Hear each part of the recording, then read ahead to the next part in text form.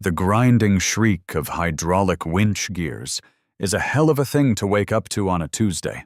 I was standing on my front porch in a pair of faded flannel pajama pants, clutching a mug of black coffee like it was a life preserver, watching a man named Chuck prepare to steal my livelihood. Well, technically, he was preparing to steal my contractor's livelihood, but the principle remained the same. Chuck was a heavy-set guy with a neon safety vest that was fighting a losing battle against his midsection, and he was currently hooking chains up to the front axle of a beat-up Ford Transit van parked squarely in my driveway.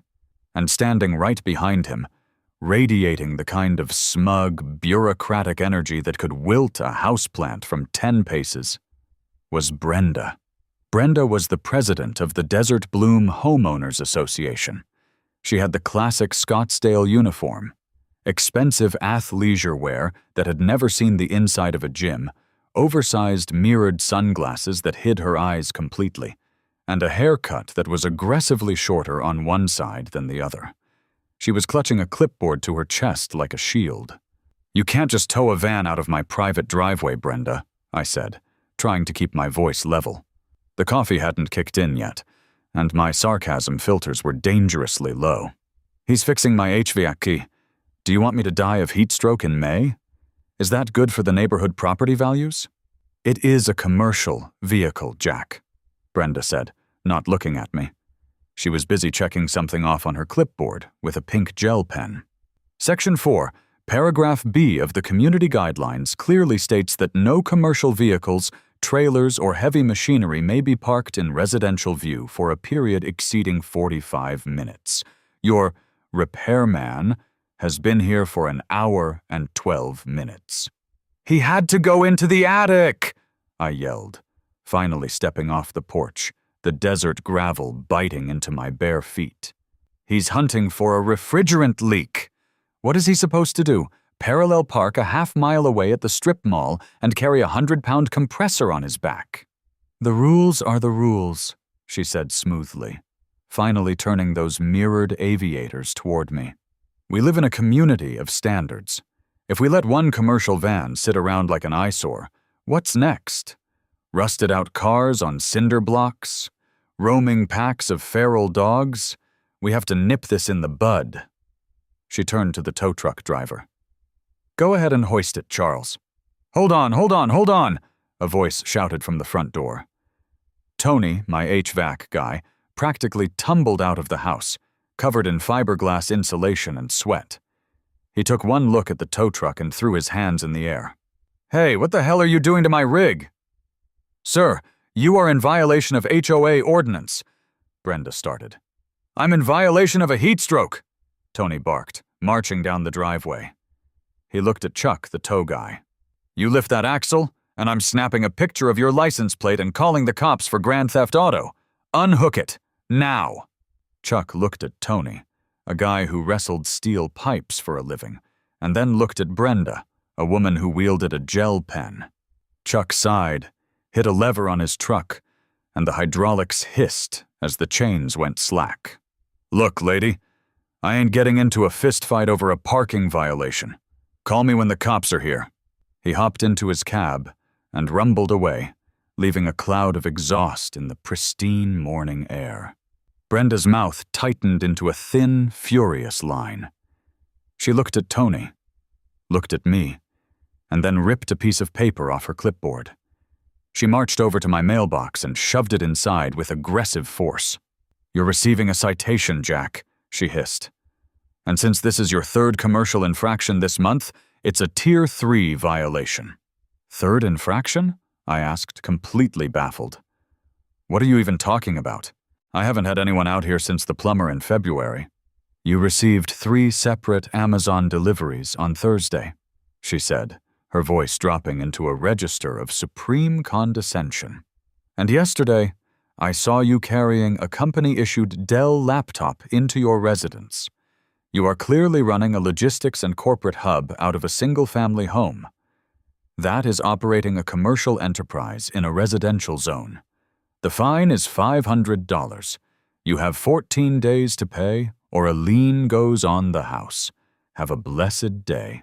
She spun on her heel and power-walked down the sidewalk, her perfectly white sneakers practically glowing in the Arizona sun. I stood there, dumbfounded, staring at the mailbox. Tony walked up next to me, wiping grease off his hands with a rag. "Man," Tony muttered, shaking his head. "And I thought my ex-wife was a piece of work. You actually gonna pay that?" "Not a chance in hell," I said. That evening, the situation marinated in my brain until it reached a boiling point. $500. For getting packages and bringing my laptop home. I'm a software developer. I literally write code on a couch. To Brenda, this made me the equivalent of an industrial smokestack right next to the community pool. I walked into the local community center at 7 p.m. sharp the following Thursday for the monthly HOA board meeting. The room smelled heavily of floor wax and stale coffee. A long fold-out table was set up at the front, draped in a cheap plastic tablecloth. 5 board members sat behind it, looking like a tribunal of neighborhood watch villains. Brenda was dead center, her clipboard replaced by a surprisingly thick 3-ring binder. About 20 residents were in the folding chairs facing the board, mostly older folks who treated these meetings as their primary source of evening entertainment. I took a seat in the second row, my hands shoved deep into the pockets of my jeans. They went through the agonizingly boring minutia first, approving the budget for fresh mulch near the entrance sign, debating whether the shade of beige chosen for the miller's new front door was too aggressive. Finally, Brenda adjusted her microphone. "Moving on to appeals," she announced, her voice echoing shrilly through the cheap PA system. "Property 402, Jack Miller, appealing a Tier 3 violation for commercial enterprise operations. Make it quick, Jack. We have a hard stop at 8 for the zoning subcommittee." I stood up, clearing my throat, feeling the eyes of 20 bored neighbors lock onto me. "Yeah, hi," I said, projecting my voice. "I'm appealing the $500 fine. The citation claims I'm operating a commercial business. I'm a remote employee. I write software for a tech company. I do not see clients. I do not manufacture goods. The logistics mentioned in the citation were just standard Amazon Prime deliveries." Brenda smiled. It was a terrifying, humorless expression. "Mr. Miller, Section 4, Paragraph B is very clear. Any continuous influx of commercial transit, which 3 delivery vans in a 6-hour window constitutes, coupled with utilizing the property as a primary corporate workspace, alters the residential character of the neighborhood." "It's a laptop, Brenda," I argued, my voice rising a fraction. "Half the neighborhood works from home. Jim over there is an accountant." I pointed at a guy in the front row who immediately sank lower into his chair. "Jim does not receive excessive commercial traffic," Brenda countered instantly. "And Jim applied for a home office variance which was approved by this board. You, Jack, have turned your driveway into a loading dock and your living room into a corporate hub without board consent. The fine stands." "This is ridiculous," I snapped. "You're interpreting the rules in bad faith. You just want to penalize me because I didn't let you tow my HVAC guy." "The fine stands." Brenda slammed her hand on the table. The other board members, a collection of nodding sycophants, murmured their agreement. "If you refuse to pay, standard procedure dictates we place a lien on your property within 30 days. And if you think you can just sue us, I suggest you read the CC&Rs you signed when you bought the house. We are ironclad." She glared at me, daring me to push it further. I looked around the room. Not a single neighbor was going to back me up. They were all terrified of her. I gritted my teeth, turned around, and walked out of the community center. The heavy metal doors clanged shut behind me, echoing in the quiet desert night. I drove home in silence, the anger vibrating in my chest. When I got back to my house, I walked straight into my office, booted up my computer, and opened the PDF of the Desert Bloom HOA covenants, conditions, and restrictions. It was an 80-page document written in dense, impenetrable legalese. Most people skim it, sign the last page, and forget about it. I didn't skim. I made a pot of coffee and read every single word. Brenda was right about one thing. They had heavily insulated themselves. There were clauses upon clauses protecting the board from personal liability. There were strict definitions of what constituted a violation. But I wasn't looking for a defense. I was looking for a weapon. At 2:15 a.m., my eyes burning and my brain running on pure caffeine and spite, I found it. Page 62. Article 9. Dispute Resolution. It read, "In the interest of maintaining community harmony and avoiding the expense of public litigation, any and all disputes arising between a homeowner and the association regarding fines, assessments, or covenant interpretations shall strictly bypass the civil court system. All parties mandate binding arbitration to resolve such disputes. The arbitration must be requested in writing by the aggrieved party and must be held at a registered alternative dispute resolution (ADR) venue within the local municipal boundaries." I stared at the screen. I read the paragraph again. Then a third time. They had mandated binding arbitration. They strictly forbade lawsuits.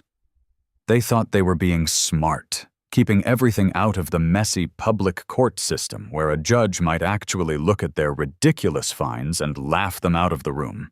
Arbitration is usually a nightmare for the little guy. You have to hire a private arbitrator, which costs thousands of dollars, rent a fancy conference room, and play by corporate rules. It's designed to price the homeowner out of fighting back.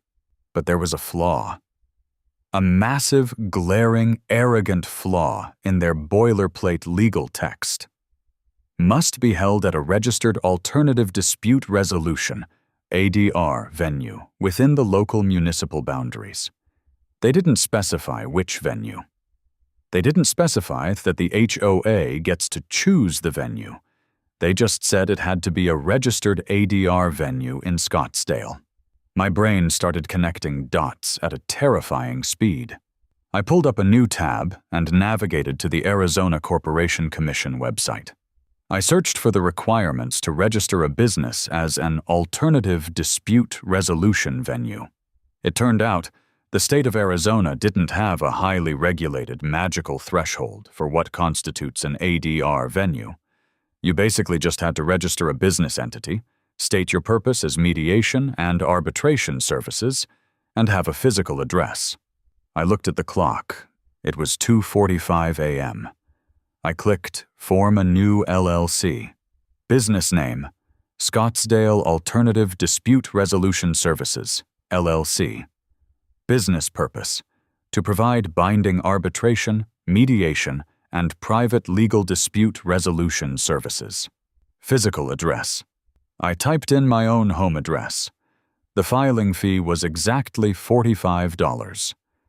I entered my credit card information, hit submit, and watched the loading wheel spin. A moment later, a confirmation page popped up. I leaned back in my chair, staring at the ceiling, a slow, dangerous smile spreading across my face. I had just turned my house into a private courthouse. But I needed an arbitrator. You can't just be the plaintiff and the judge in your own arbitration. I needed someone neutral, legally qualified, and utterly unbothered by Brenda's brand of suburban terrorism. I picked up my phone and dialed a number I hadn't called in months. It rang 4 times before a gravelly, sleep-thickened voice answered. "Do you have any idea what time it is, Jack?" Mike grumbled. Mike was a retired corporate litigator. He was also my former college roommate's uncle, a guy who had spent 40 years grinding through contract law before retiring to play golf and complain about his knees. He was cynical, brilliant, and bored out of his mind. "Hey, Mike," I said, unable to keep the excitement out of my voice. "How would you like to put a robe back on and terrorize an HOA board?" There was a long pause on the other end of the line. The rustle of bed sheets, the click of a bedside lamp turning on. "I'm listening," Mike said. I laid it all out for him. The $500 fine for the Amazon packages, the threat of a lien, and the glorious, fatal flaw on page 62 of the CCNRs. They mandated arbitration, I explained, pacing around my home office. But they didn't lock down the venue. I just registered my house as an LLC for alternative dispute resolution. I'm going to file a formal demand for arbitration against the HOA, and per their own rules, I'm electing my house as the venue. Mike let out a low whistle. That is aggressively petty, Jack. I love it. But what exactly do you want me to do? Just sit there and say the fine is bad? No, I need you to be the certified arbitrator, I said. You're a retired member of the bar. You've done mediation before. If I hire you through my new LLC to preside over this dispute, it is a legally binding arbitration under Arizona law. It is, Mike agreed, his tone sharpening as his legal brain kicked into gear. But Jack, what's your end game? Even if I rule in your favor and void the fine, they're just going to make your life a living hell with other citations. You haven't solved the Brenda problem. That's where I need your expertise, I said. How do I make this hurt? How do I get them to back off permanently? I could practically hear Mike smiling through the phone. Jack, my boy, Mike said smoothly, have you ever heard of the Revised Uniform Arbitration Act? The what? The RUAA, Mike said. It's the framework that governs arbitration in this state. Specifically, Arizona Revised Statutes, Title 12, Chapter 21. See, HOAs love arbitration clauses because they think it keeps things quiet and strips power away from the homeowner, but they always forget the double-edged sword. Which is? Subpoena power, Mike said, his voice dropping into a theatrical whisper. Under ARS 12-3017, once an arbitration proceeding is officially initiated, the appointed arbitrator has the exact same legal authority as a superior court judge to issue subpoenas for the attendance of witnesses and for the production of records and documents. I stopped pacing. The implication hit me like a freight train. Wait, I said. Are you telling me? I am telling you, Mike said, that if I am your official arbitrator, I can legally compel Brenda and her entire board to hand over every single email, text message, bank statement, and private communication they've ever sent regarding you, your property, and their fining practices. And if they refuse to comply with my subpoena, I can hold them in contempt, and the actual civil courts will enforce it. My jaw dropped. The $500 fine suddenly felt like the best investment I had ever made. Mike, I whispered, I'm going to need you to come over tomorrow. We have a lot of work to do. I'll bring the bagels, Mike said, and hung up. The next morning, I was a man possessed. Before the sun was even fully up, I was drafting a formal demand for arbitration. I made it as official looking as possible, citing the exact bylaws Brenda loved to wave around. I enclosed a check for a filing fee made out to the HOA and listed the venue for the hearing. Scottsdale Alternative Dispute Resolution Services Suite A, which was my living room. I walked down to the post office and sent it to the HOA's official P.O. box via certified mail, return receipt requested. There was no way Brenda could claim she didn't get it.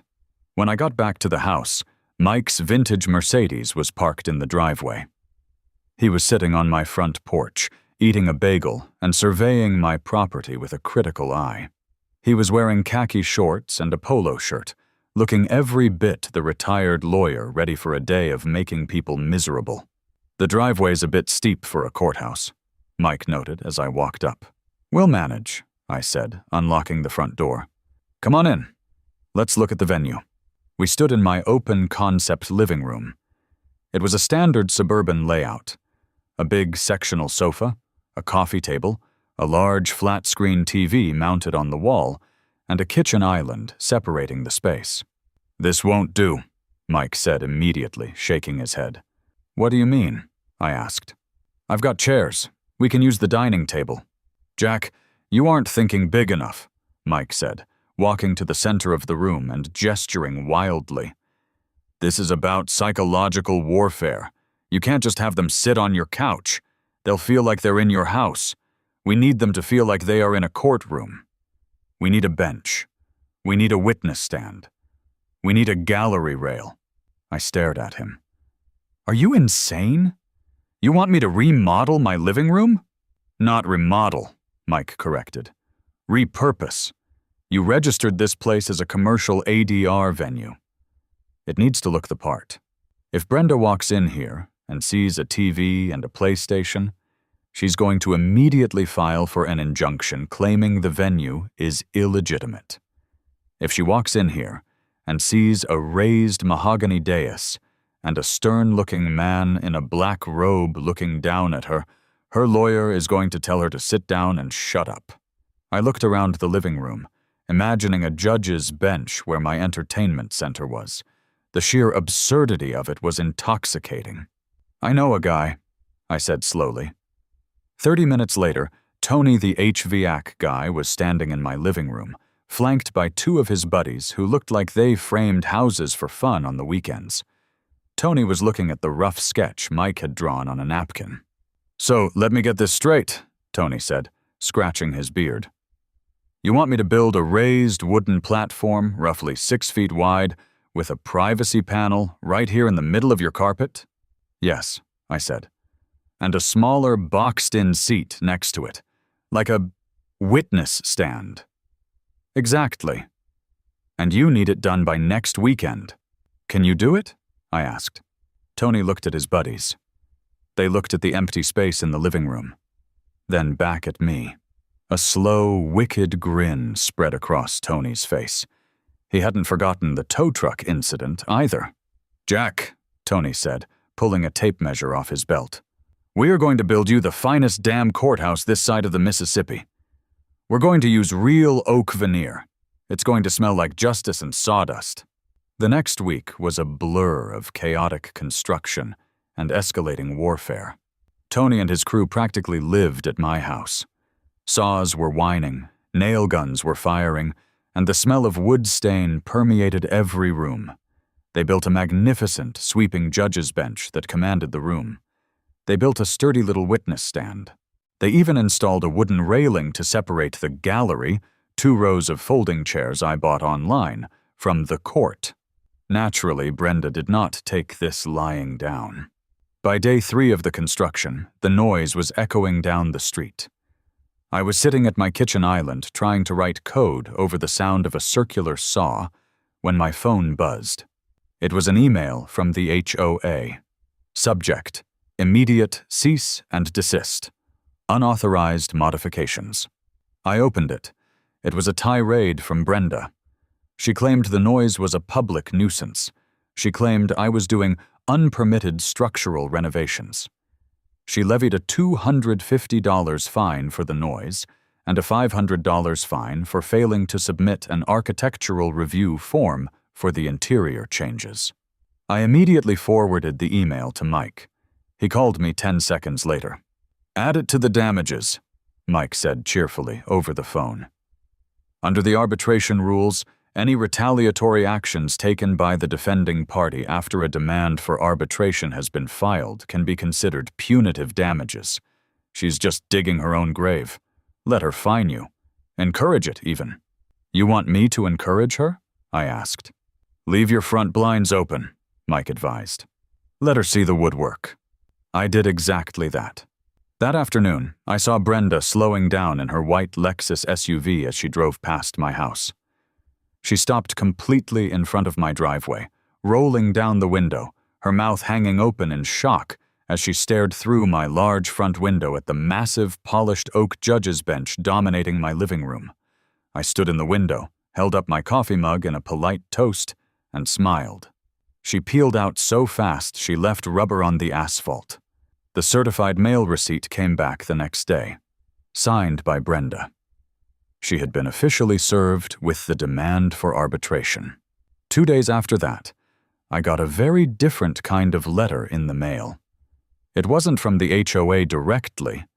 It was from a high-priced local law firm, Sterling, Vance, and Hughes. Brenda had hired outside counsel.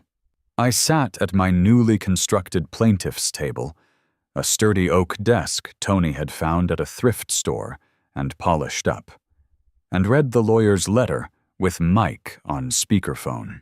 "They're refusing the venue," I told Mike, skimming the dense legal jargon. "The lawyer, some guy named Vance, says that my living room is an unorthodox and legally dubious venue, and they demand the arbitration be moved to their firm's conference room downtown." "Typical Vance," Mike scoffed. "He's a bully in a tailored suit. Write him back immediately. Quote the HOA's own bylaws back to him.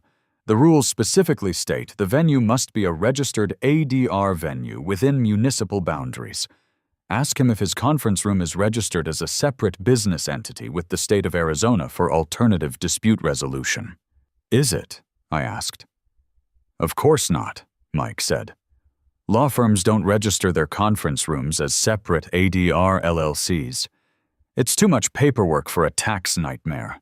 Your venue is the only one in the immediate municipality that strictly fits the insane criteria Brenda's board drafted." I typed out the response, my fingers flying over the keys, dripping with polite, professional sarcasm. I hit send. The reply from Vance came 4 hours later. It was remarkably short. "Mr. Miller, we will see you at your property on the 14th at 9 a.m. We look forward to resolving this swiftly." They were coming. The trap was set. But Brenda wasn't going to wait for the 14th to strike back. If she couldn't win on paper, she was going to try and win with intimidation. It was a Tuesday evening, 2 days before the scheduled hearing. The living room was finished. The bench was polished, a little wooden gavel rested on the sound block, and the folding chairs were perfectly aligned. I was in the kitchen making dinner when I saw the flashing red and blue lights reflecting off the houses across the street. I walked to the front window and peered out. 2 Scottsdale Police Department cruisers were parked in front of my house, angled aggressively. 3 officers were stepping out, shining heavy-duty flashlights at my front door. I took a deep breath, unlocked the door, and stepped out onto the porch. "Evening, officers," I called out, keeping my hands visible. "Can I help you?" The lead officer, a tall guy with a buzz cut and a hand resting casually on his utility belt, walked up the driveway. "Are you Jack Miller?" he asked, his tone strictly business. "I am." "Mr. Miller, we received a rather alarming call from the president of your homeowners association," the officer said, stopping at the bottom of the porch steps. The other 2 officers flanked him, their flashlights illuminating my pajamas. "She stated that you are operating an illegal underground courtroom in your residence, and that you are impersonating a judicial officer to threaten neighbors." I had to bite the inside of my cheek so hard I tasted copper to keep from laughing out loud. Brenda had actually called the cops.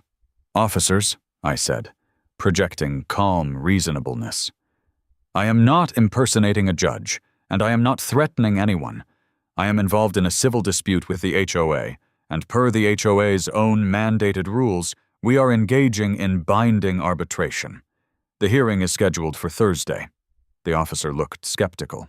"Arbitration is a civil matter, but the caller specifically said you built a courtroom to, and I quote, hold the board hostage in a mock trial.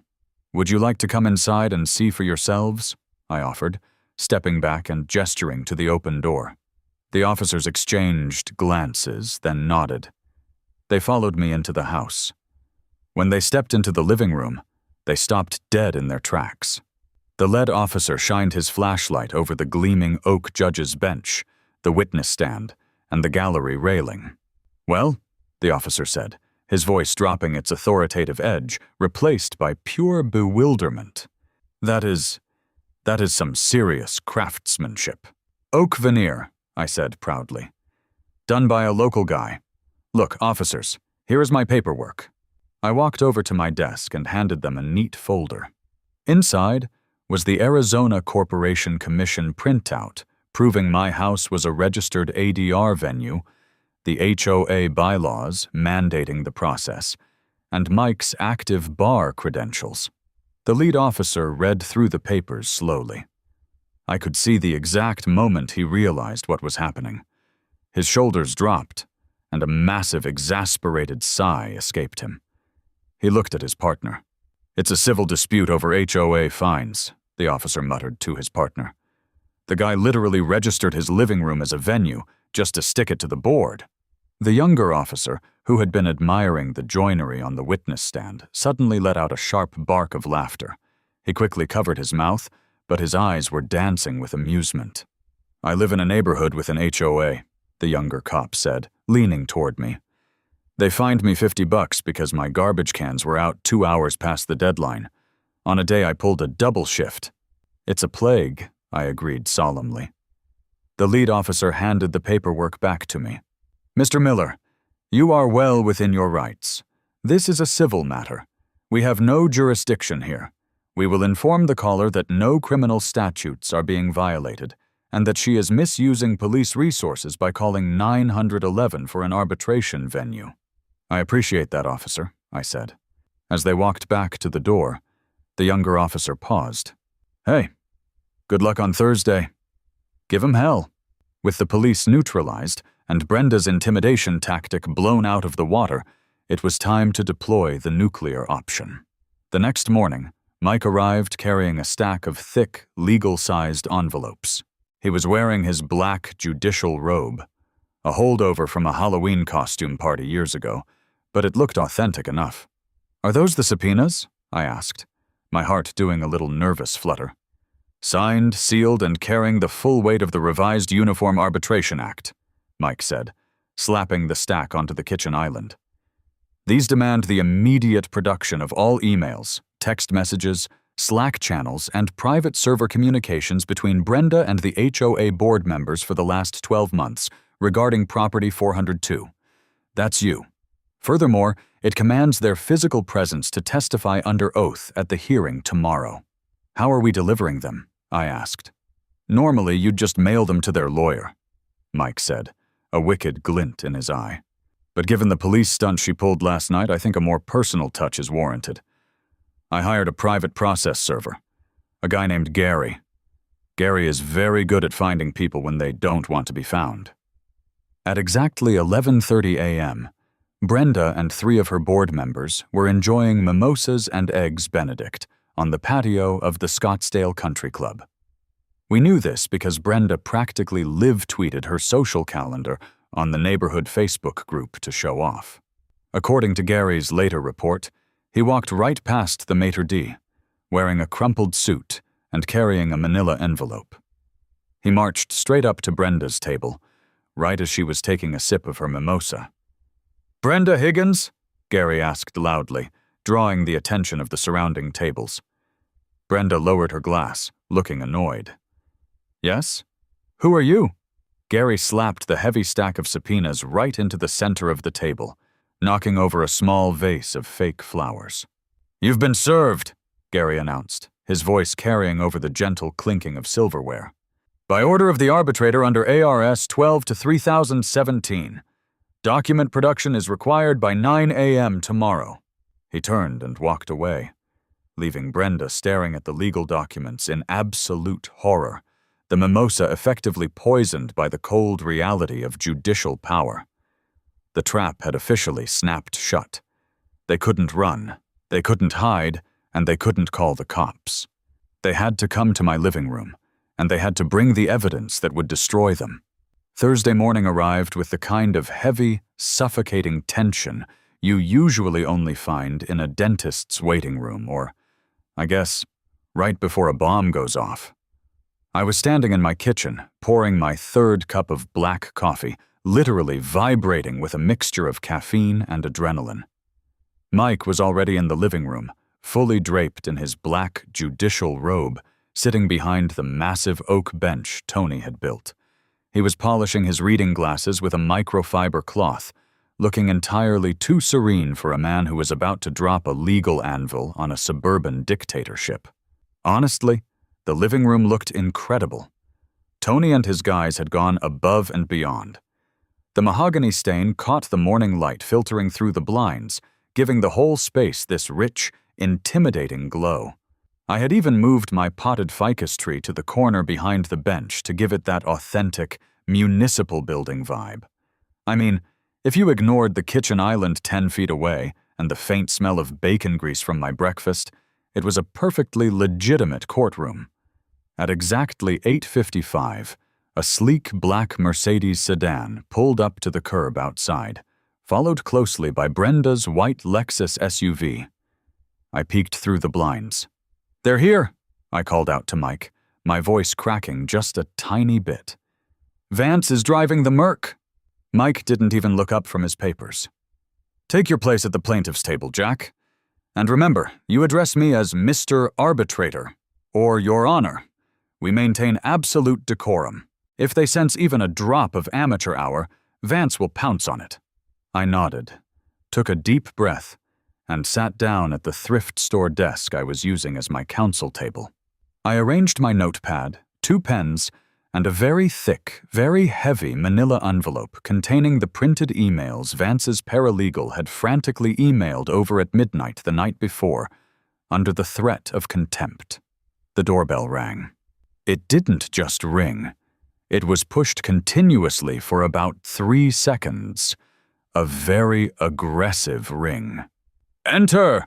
Mike boomed, his voice echoing off the vaulted ceilings. The front door opened, and in walked the circus. Leading the pack was Arthur Vance. He looked exactly like the kind of lawyer who charges $500 an hour to tell you you're wrong. He was wearing a tailored navy pinstripe suit, a red silk tie, and carried a leather briefcase that probably cost more than my first car. Behind him was Brenda, looking like she hadn't slept in 3 days. Her asymmetrical haircut was slightly deflated, and she was clutching her clipboard like a flotation device. Trailing behind her were 2 other board members. A guy named Gary, who always wore khaki cargo shorts, and a terrified-looking woman named Helen, who brought potato salad to all the block parties. They stepped into the entryway, and I watched the collective realization wash over their faces as they took in the room. Vance stopped dead in his tracks on my welcome mat. He looked at the raised oak bench. He looked at Mike, sitting elevated about 2 feet higher than everyone else, scowling down at them. He looked at the wooden gallery rail and the neatly arranged folding chairs. "You have got to be kidding me," Vance muttered, his professional veneer cracking for just a fraction of a second. Brenda looked like she was going to hyperventilate. "Arthur," she hissed, grabbing his sleeve. "Look at this. He destroyed the interior of the house. This is an unauthorized structural modification." Vance held up a hand to silence her, taking a deep breath and smoothing his tie. He stepped forward, putting on his best intimidating litigator face. "Mr. Miller," Vance said, his voice dripping with condescension as he addressed me directly, "this is an absolute farce. I don't know what kind of sovereign citizen, internet lawyer game you think you're playing here, but my clients are not going to participate in a mock trial in your living room. We are leaving, and I will be filing for an immediate dismissal in Superior Court with a request for sanctions against you." He turned to leave, gesturing for Brenda and the board to follow him. Bang! The sound of the wooden gavel hitting the sound block echoed like a gunshot in the living room. Vance flinched. Brenda actually let out a tiny shriek. "Counselor," Mike said, his voice low, dangerously calm, and vibrating with absolute authority. "You will not address the claimant directly in my venue.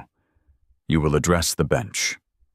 And if you turn your back on this proceeding and walk out that door, I will immediately issue a default judgment in favor of the claimant for the maximum allowable damages, and I will draft a referral to the Maricopa County Superior Court holding you and your clients in contempt of a legally binding subpoena under ARS 12 to 3017. Do we understand each other?" Vance slowly turned back around. His face was flushing a deep, angry red. Who the hell are you?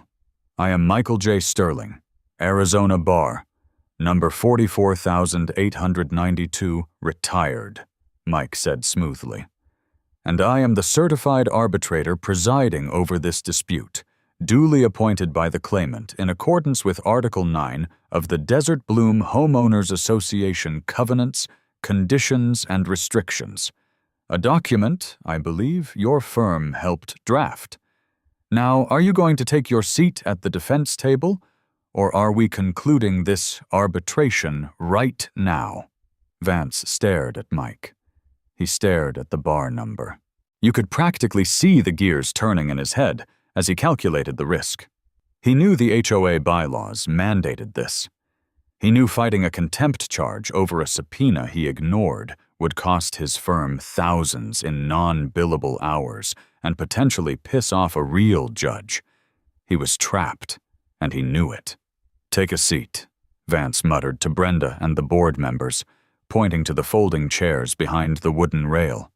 He practically threw his leather briefcase onto the small table designated for the defense, directly across from me. Brenda looked like she was walking to her own execution. She sat down in a metal folding chair, her knuckles white as she gripped her clipboard. Helen, the potato salad lady, looked like she was on the verge of tears.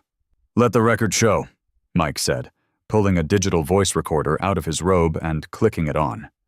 That arbitration proceeding case number 001, Miller versus Desert Bloom HOA, is now in session. Arbitrator Michael Sterling presiding. Mr. Miller, you are representing yourself. I am, Your Honor, I said, trying to keep a straight face. Mr. Vance, you are representing the respondents? I am, Vance snapped, opening his briefcase. And I want it on the record that we are participating under protest. This venue is entirely inappropriate. Objection noted and overruled, Mike said instantly. The venue meets the literal definition of the HOA's own bylaws, which lack any specific geographic or structural requirements other than being a registered ADR entity within municipal boundaries, which this address is. Now, let's move to the matter of the subpoenaed documents. Mr. Vance, I received a digital file dump at midnight. Does this represent the entirety of the communications requested regarding Mr. Miller? It does, Vance said stiffly, though I maintain that the subpoena was overly broad and a fishing expedition. I guess we'll see about that, I chimed in. Mr. Miller, please refrain from editorializing, Mike chided gently, playing his neutral role perfectly. You may call your first witness. I stood up, smoothing the front of my shirt. I looked right at Brenda, who was glaring daggers at me from behind the wooden rail. I call Brenda Higgins to the stand, I said. Brenda didn't move. She looked at Vance. I'm not sitting up there. I am not playing his stupid game. Vance sighed, rubbing the bridge of his nose. Brenda, just sit in the chair. Answer his questions with yes, no, or I don't recall. Do not elaborate. Brenda stood up, her jaw set so hard I thought her teeth might shatter. She marched past Vance and stepped up onto the small wooden platform Tony had built for the witness stand. She sat down, crossing her arms tightly over her chest, refusing to look at me. Ms. Higgins, I started, pacing slowly in front of my desk like I'd seen lawyers do on television. You are the current acting president of the Desert Bloom HOA, correct? Yes, she clipped. And part of your duties involves monitoring the neighborhood for covenant violations and issuing citations? Yes. On May 12th, you issued me a Tier 3 violation and a $500 fine for operating a commercial enterprise in a residential zone. Could you explain to the arbitrator what evidence you used to determine I was running a commercial enterprise? Vance stood up. Objection? The citation speaks for itself. Overruled, Mike said without missing a beat. The witness will answer. Brenda huffed. You had a commercial repair van parked in your driveway for over an hour. You received 3 Amazon delivery trucks in a single day. And I personally witnessed you carrying corporate property, a laptop, into your home, that is a hub of logistics and business." "I see," I said, leaning casually against my desk. "So 3 Amazon packages and a laptop constitutes a business, Miss Higgins. Do you own a laptop?" "Yes." "Does Helen in the back row receive Amazon packages?" "That is irrelevant," Brenda snapped. "It's entirely relevant," I said, dropping the casual act and picking up the heavy manila envelope. "Because I don't think you find me because you thought I was running a business, Brenda. I think you find me because you wanted me out of the neighborhood, and you were trying to manufacture a reason to put a lien on my house." "Objection! Argumentative!" Vance shouted. "I'm establishing motive, Your Honor," I said to Mike. "I'll allow it. Proceed, Mr. Miller," Mike said, leaning forward on his elbows. I pulled a thick stack of printed emails from the envelope. I had spent from midnight until 4 a.m. reading every single message Vance's paralegal had sent over. They thought burying me in 2,000 pages of mundane HOA emails about lawn care and pool maintenance would hide the good stuff. They didn't know I wrote data parsing scripts for a living. I had literally written a Python script to flag keywords like my name, my address, and words like force, lean, and move in about 10 seconds. "Ms. Higgins," I said, walking over and handing her a piece of paper. "Could you please read the highlighted portion of this email? It's dated March 4th, sent from your personal email address to the rest of the board." Brenda looked down at the paper. Her face, previously flushed with anger, suddenly went completely pale. She swallowed hard. I don't need to read this out loud," she stammered. "The witness is directed to read the document," Mike commanded, his voice echoing in the quiet room. Brenda's hands were shaking slightly. She cleared her throat. "Regarding the property at 402, Miller is a single guy who barely leaves his house. He doesn't fit the family demographic of this community. My sister Sharon has been looking for a place in our tract for months. If we can apply enough pressure with architectural and commercial fines, he might just list the property to get away from us. We need to watch him like a hawk and cite him for everything." The room went dead silent. Helen gasped audibly from the gallery. Even Vance looked stunned. Clearly, Brenda hadn't told him about the underlying conspiracy when she hired him to defend a simple fine. I let the silence hang there for a solid 10 seconds. "So, just to clarify," I said, my voice cutting through the quiet. "You literally conspired to use your authority as HOA president to harass me with fraudulent fines, hoping to force me to sell my home so your sister could buy it." "You're twisting my words," Brenda shrieked, dropping the paper. "You were receiving packages. You were violating the spirit of the community. You don't even mow your own lawn. You hire a service. You're ruining the aesthetic." "I literally hire the same landscaping service the HOA uses for the common areas," I pointed out, exasperated. "It doesn't matter," Brenda yelled, completely losing her composure. "You don't belong here. You sit at your little computer in your pajamas all day while real people go to work. This is a premier community, and you treat it like a dorm room. Sharon has 3 kids. She needs that south-facing yard. You don't even use the yard." "Okay, wow," I said, taking a step back. The sheer entitlement was actually breathtaking. I looked at Vance. "Did you know your client was operating a real estate extortion racket, counselor?" Vance stood up, his face pale, frantically packing his briefcase. "Your Honor, I am requesting a brief recess to confer with my client." "Denied," Mike said instantly. "We are in the middle of testimony." "Then I am instructing my client not to answer any further questions," Vance shot back, looking at Brenda like he wanted to strangle her. "And we are withdrawing our defense of the citation.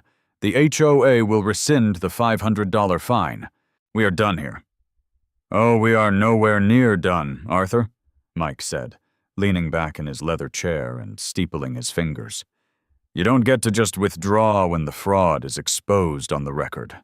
Mr. Miller, do you have any further questions for this witness?" "Honestly, I think she's said enough," I said, walking back to my table. "No further questions." "Ms. Higgins, you may step down," Mike said. Brenda practically scrambled off the wooden stand, scurrying back to her seat next to a horrified-looking Gary. Mike picked up his wooden gavel and tapped it lightly on the sound block to command the room's attention. He looked down at Vance, then over to me. Having reviewed the documentary evidence subpoenaed under ARS 12-3017, and having heard the sworn testimony of the HOA president, the arbitrator finds the following. Mike began, his voice taking on a formal, majestic cadence. First, the citation issued to Mr. Miller for operating a commercial enterprise is entirely without merit, frivolous, and was issued in bad faith. The fine is hereby permanently voided. The HOA is permanently enjoined from issuing any further citations regarding Mr. Miller's remote work status or standard package deliveries. Mike paused, looking directly at Brenda. She was staring at the floor, chewing nervously on her thumbnail. Second, Mike continued. The emails presented today demonstrate a clear, coordinated conspiracy by a member of the board to weaponize the HOA covenants for personal, familial gain. This constitutes egregious, tortious interference and harassment. Under the rules of arbitration, when a party is found to have acted with malicious intent, the arbitrator is authorized to award punitive damages and full cost recovery to the prevailing party. Vance stopped packing his briefcase. He looked up, a cold sweat breaking out on his forehead. Your Honor, the HOA's insurance policy will likely not cover intentional fraudulent acts by a board member. Mike interrupted smoothly, smiling a shark-like smile. Which means the HOA General Fund is going to take the hit. Now, let's calculate the claimant's costs, shall we? Mike picked up a sheet of paper from his desk. Mr. Miller was forced to hire legal counsel. Myself, to navigate this fraudulent fine. My standard consulting rate is $600 an hour. I have billed Mr. Miller for 5 hours of consultation and arbitration prep. That is $3,000. Vance groaned audibly. Furthermore, Mike continued, his voice rising in volume, in order to comply with the HOA's mandatory arbitration clause, Mr. Miller was forced to secure an appropriate local alternative dispute resolution venue. As the owner of Scottsdale ADR Services LLC, Mr. Miller's standard venue rental fee is $1,000 per hour. We have occupied this venue for 2 hours today, plus a mandatory 3-hour minimum booking fee. That is $5,000. Brenda's head snapped up. $5,000? For sitting in his living room? Order. Mike slammed the gavel down hard. You mandated a local ADR venue, Ms. Higgins. You do not get to complain about the market rates of the only available facility. Lastly, to prepare this venue for a formal hearing, Mr. Miller incurred construction costs to build this bench and witness stand.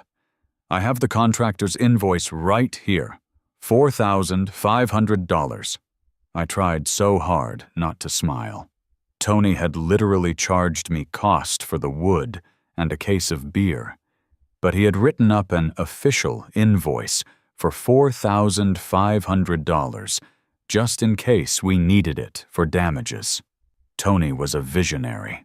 Therefore, Mike announced, his voice ringing out, I hereby order the Desert Bloom Homeowners Association to pay Jack Miller the sum of $12,500 in compensatory and punitive damages, payable within 30 days.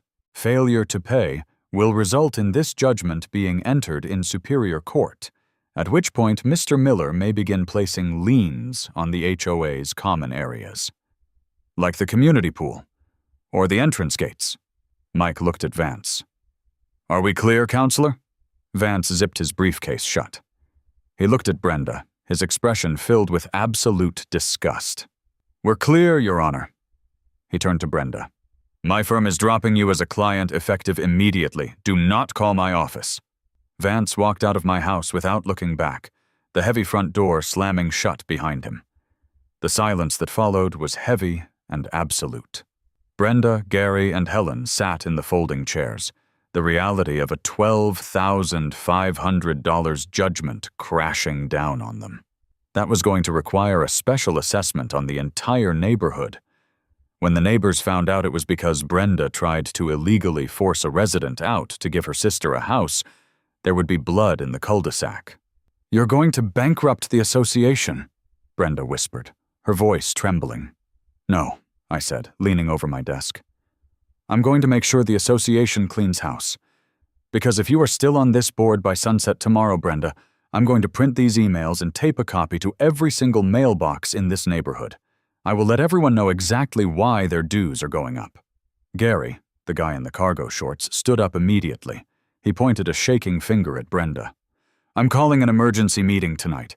You are resigning, and we are paying him out of the reserve fund. Helen nodded frantically, already walking toward the door. I'm resigning too. I didn't know about Sharon. I just wanted the lawns to look nice. Brenda sat alone in the gallery for a long moment. She looked at the polished oak bench. She looked at me. The absolute defeat in her eyes was honestly the most beautiful thing I had ever seen. She didn't say another word. She just picked up her clipboard, stood up, and walked out the door, her shoulders slumped, her reign of suburban terror officially over. Once the door clicked shut, Mike reached up and unzipped his black robe. He let out a long, heavy exhale and slumped back in the leather chair. Jack, my boy, Mike said, a massive grin breaking out across his face. That was the most fun I have had in a decade. I started laughing. I couldn't help it. The adrenaline crash hit me, and I just stood there in my living room courtroom, laughing until my ribs hurt. We actually did it, I gasped, leaning against the plaintiff's table. We subpoenaed an HOA board in my living room. And we won, Mike said, stepping down from the bench. Now I believe you owe me a bagel, and your contractor friend owes us a drink. The aftermath was swift and brutal. True to Gary's word, Brenda resigned that very evening in a closed-door session. The rumor mill in the neighborhood went into overdrive, but I kept my mouth shut. 2 weeks later, a certified check for $12,500 arrived in my mailbox, drawn directly from the HOA's emergency reserve fund. I took the check to the bank, deposited it, and then called Tony. Hey man, I said when he answered over the sound of drilling. The job is done. I got the payout. Hell yes, Tony shouted. So what are we doing with the courthouse? I was thinking, I said, looking at the massive oak bench dominating my living room. If we hollow out the back of the bench, add some shelving, and install a mini-fridge, it would make an incredible home bar. Tony laughed so hard he choked. I'll be over in an hour with my reciprocating saw. By the end of the month, the Desert Bloom HOA had completely restructured. Without Brenda ruling with an iron fist, reasonable people actually stepped up to the plate. The new president was a guy named Dave, who lived 3 doors down. Dave was a retired high school football coach who spent most of his time tinkering with an old Corvette in his garage. Exactly the kind of guy Brenda would have despised. It was a Friday night. Tony, Mike, and I were sitting in my living room. The judge's bench was now the most magnificent home bar in Scottsdale. The witness stand had been converted into a very sturdy side table for snacks. I was pouring a round of expensive scotch, paid for by the HOA Reserve Fund, of course, when the doorbell rang. I walked over and opened the door. It was Dave, the new HOA president. He was holding a 6-pack of craft beer and a piece of paper. Hey, Jack, Dave said, looking a little nervous. Hope I'm not interrupting. Not at all, Dave, I said, waving him in. Just having a drink with my legal counsel and my lead contractor. What's up? Dave stepped inside, his eyes immediately going to the massive oak bar. He let out a low whistle of appreciation. Man, the rumors did not do this thing justice. That is gorgeous. Thanks, I said. We repurposed it. Right, Dave said, scratching the back of his neck. He held up the piece of paper. Listen, I actually came over to ask a favor. The community center's AC is busted, and it's going to take a week to fix.